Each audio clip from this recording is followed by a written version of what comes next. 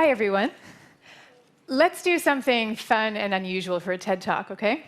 I want you all to break up into groups of 4 and share with your group a story from your childhood that reveals whether you're an introvert or an extrovert, And then I'm going to ask each group to select the most personal, poignant, private of these stories and share them with the audience as a whole.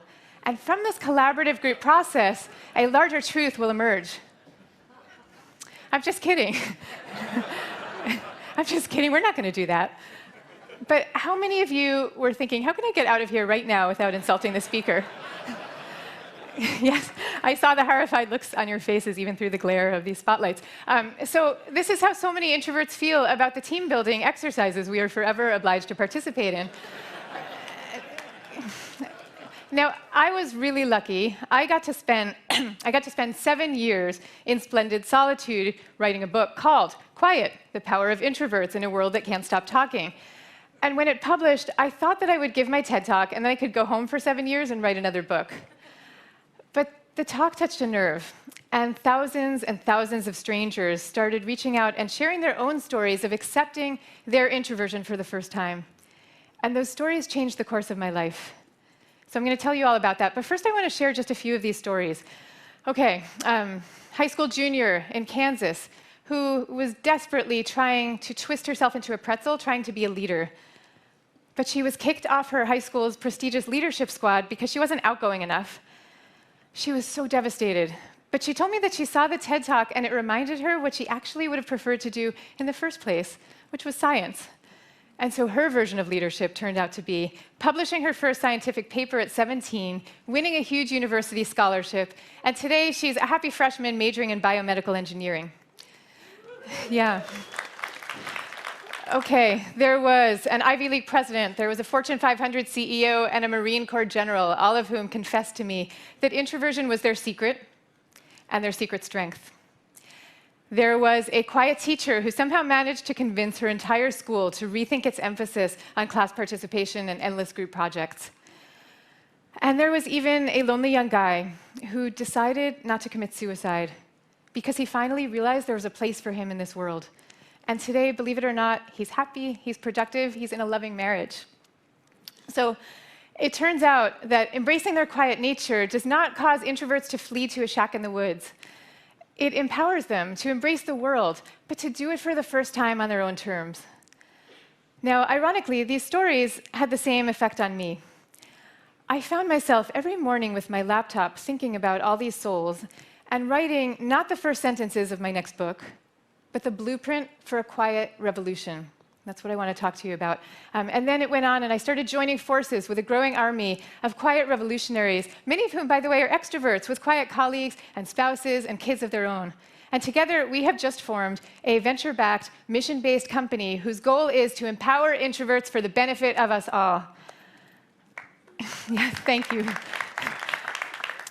That's a third to a half of humanity. 1 out of every 2 or 3 people you know is introverted. So we're dreaming really big. And I want to just give you, in the interest of time, the quickest look at 3 of the many big projects on our drawing board. Okay, first, transforming office architecture. Solitude is a crucial ingredient of innovation and even of leadership, and we want to bring it back to the workplace. 2 years ago at TED, just after I gave my talk, I met with a lovely guy and a self-described introvert named Jim Hackett, who you all had a chance to meet last night.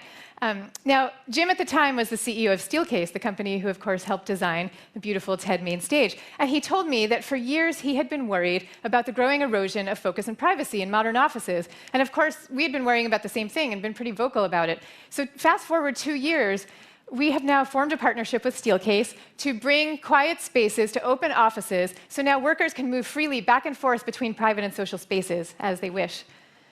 And in fact, thank you.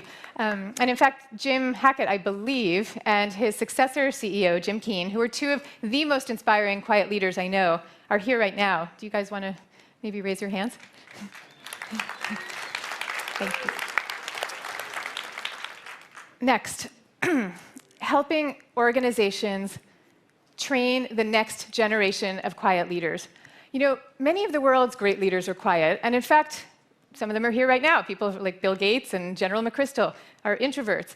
We want to be creating a whole lot more of them. So we are building a Quiet Leadership Institute to train introverts to lead, communicate, connect by drawing on their own natural strengths instead of asking them to turn into extroverts. Now, 2 years ago, thanks to the power of TED, I now have this unlikely career as a public speaker. And I go around the world talking to every conceivable type of organization. And do you know who I found gets the potential of quiet leaders better than anyone? It's the military. The military, where leadership is a matter of life and death, and everybody knows that many of the great leaders are introverts. So excited today to announce that the Quiet Leadership Institute is going to be led by a wonderful guy named Mike Irwin. He's a decorated veteran, 2-time Bronze Star winner. He's a professor of leadership and positive psychology at West Point and a very fierce quiet revolutionary. Okay, third, empowering quiet children.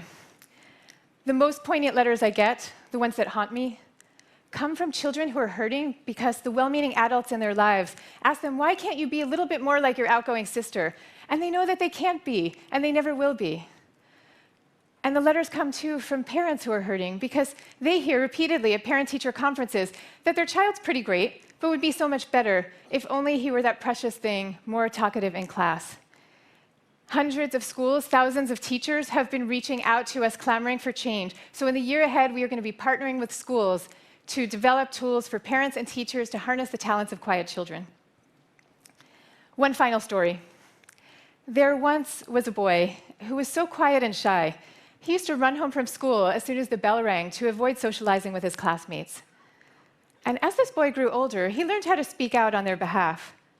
This boy sided instinctively with the oppressed, and as he grew older, he learned how to speak out on their behalf. But he remained always a shy and quiet man, believing that these traits were his greatest source of strength. The boy's name was Mohandas Gandhi, and he later uttered, for me, the most important sentences in human history. In a gentle way, you can shake the world. So, whether you're an introvert or an extrovert, I invite you to join our revolution. And I invite you to consider, really, that empowering the introverted half of the population is going to benefit us all. But most of all, I invite you to go out and shake the world gently. Thank you very much.